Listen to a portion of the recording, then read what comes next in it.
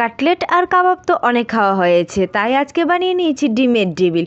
আর এই রেসিপিটা কিন্তু একদমই সহজ আর খুবই টেস্টি খেতে।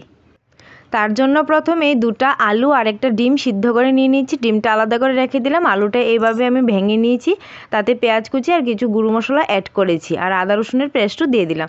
দিয়ে সবগুলি ভালোভাবে মেখে নিয়ে আলাদা করে রেখে দিলাম। এদিকে 2 চামচ ময়দা দিয়ে সামান্য একটু জল দিয়ে একটা ব্যাটার গুলে রেখে দিলাম। তো আলুরগুলি এইভাবে আমি নিয়ে নিয়েছি, নিয়ে মাঝখান থেকে কেটে নিয়েছি একটা ডিমটা দিয়ে ভালোভাবে আলুর পুরটা দিয়ে ঢাকনা দিয়ে নিয়ে নিলাম। এখন ময়দার ব্যাটারে ভালোভাবে চুবিয়ে নিয়ে ম্যাগি দিয়ে আমি কুট করে নিচ্ছি। এখানে আমি ব্রেড ক্রাম্ব ইউজ করিনি, ম্যাগি দিয়ে ভালোভাবে কুট করে নিয়ে গরম তেলে ভেজে নিচ্ছি। তো গরম তেলে ভালোভাবে একটু ভেজে নিতে হবে।